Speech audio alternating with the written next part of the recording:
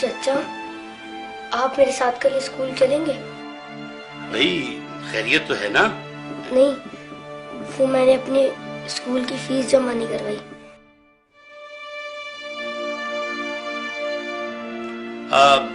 بیٹا تم کیا کرو گے اسکول پڑھ کے؟ دیکھو تم میرے ساتھ دکان پر آ جانا، میرے پاس 2 ملازم ہیں، جب تمہارے کام سمجھ میں آ جائے گا تو ایک کی چھٹی کرا دوں گا۔ تم لوگ دھیان سے پڑھو، ٹیچر کے آنے سے پہلے اپنا ہوم ورک مکمل کر لو۔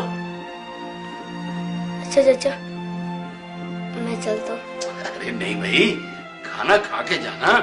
ہائے ابھی ہمارا کھانا تیار نہیں ہوا۔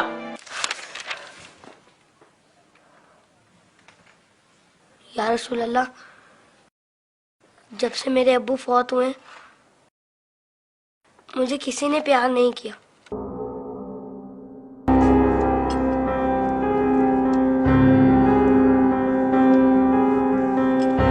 لوگ مجھے لاوارث سمجھتے ہیں، مگر یتیموں کے وارث تو آپ ہیں۔ شاید یہ بات کسی کو پتا نہیں ہوگی، تبھی تو مجھے اسکول سے نکال دیا۔ لیکن یا رسول اللہ، مجھے کسی سے کوئی شکایت نہیں ہے۔ آپ میرے وارث ہیں، اس سے بڑھ کر اور میرے لیے کیا ہو سکتا ہے؟ اللہم صلی علی محمد و علی محمد۔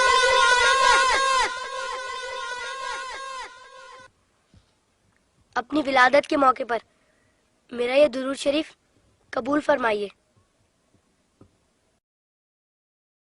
سنا ہے آپ اپنے نواسوں سے بہت پیار کیا کرتے تھے۔ امام حسن علیہ السلام اور امام حسین علیہ السلام کو کندھوں پر بٹھا کر سیر کرایا کرتے تھے۔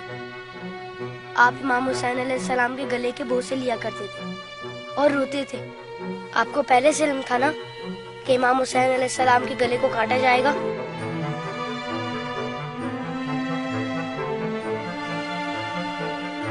کیا آپ کو کسی نے ممبر سے اتر کر امام حسین علیہ السلام کو گود میں لیتے ہوئے نہیں دیکھا تھا؟ آپ نے تو خطبے کے بیچ میں انہیں گود میں لے کر کہا تھا، اسے پہچان لو، یہ حسین ہے، اسے کبھی تکلیف مت دینا، اس کی ہمیشہ مدد کرنا۔ جس نے حسین سے محبت کی اس نے مجھ سے محبت کی۔ کیا یہ سب کسی نے نہیں سنا ہوگا؟ ساقی کوثر نے جب ننھے علی اصغر کے لیے پانی کا سوال کیا تو یزیدی لشکر میں سے کسی نے بھی انہیں پانی نہیں دیا۔ یا رسول اللہ، آپ کی خاطر بھی نہیں دیا انہیں۔ اور 6 ماہ کا بچہ کتنا پانی پی لیتا؟ چند قطرے۔ حرملہ نے 3 منہ والا ایسا تیر چلایا جس نے شہزادہ علی اصغر کو ایک کان سے لے کر دوسرے تک ذبح کر دیا۔ تیر کتنا بڑا تھا آپ کو تو پتہ ہی ہوگا۔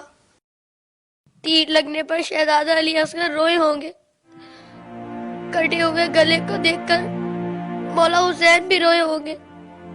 ننھے شہزادے کی لاش کو لے کر کبھی مولا آگے بڑھتے تو کبھی پیچھے ہٹ جاتے۔ جب شہزادے کو ماں کی گود میں رکھا ہوگا تو تیر چھپا دیا ہوگا۔ ماں نے جب ننھے شہید کو دیکھا تو کہا، ارے تیری عمر کے تو جانور بھی ذبح نہیں ہوتے، ان ظالموں کو تیری کمسنی پر بھی رحم نہیں آیا۔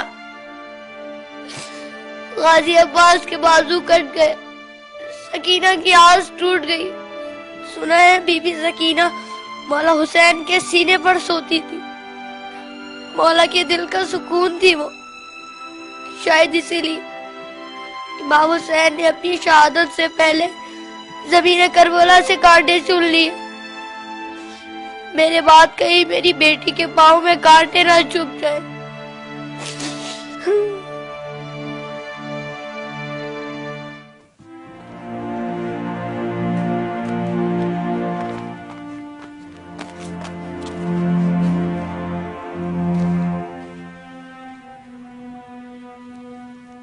مولا حسین جب قاسم کی لاش لینے میدان میں گئے تو 3 دفعہ پکارا، تینوں ہی دفعہ جواب نہیں آیا۔ پھر فرمایا، امام ہو کر حکم دیتا ہوں، بتاؤ کہاں ہو تم؟ تو مشرق سے آواز آئی چچا، مغرب سے آواز آئی چچا، چاروں طرف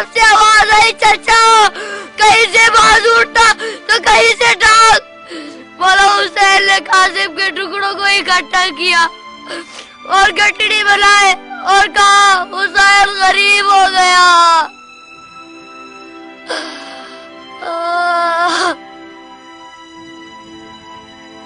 यजीद की फौज में किसी को पता तो होगा या किसी ने बताया तो होगा कि जिन लोगों को तुम मार रहे हो वो नवासा रसूल है। मौला हुसैन ने बुलंद आवाज में कहा था, मैं नवासा रसूल हूँ, कोई मेरी मदद करने वाला है?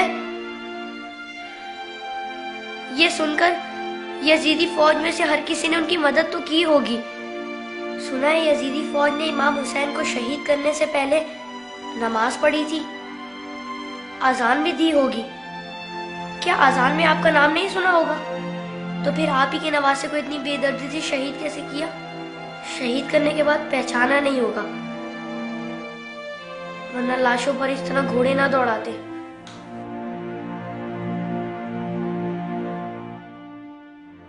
उम्र साथ के बाद शिमर ने आके कहा, मेरे हिस्से का सर कहाँ है?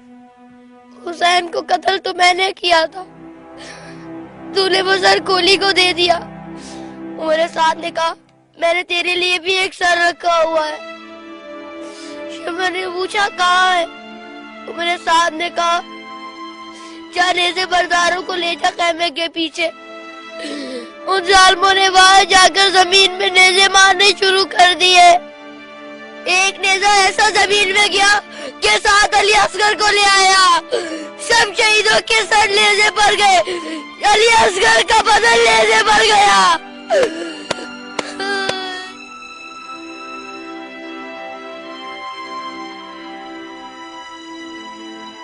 उन जालिमों ने जब बीबियों को नंगे सर बाजारों में फिराया तो इमाम हुसैन के सर ने तिलावत शुरू कर दी, जैसे कह रहे हो, ऐ लोगों, बीबियों की तरफ मत देखो, ये देखो कि एक कटा हुआ सर कुरान की तिलावत कर रहा है।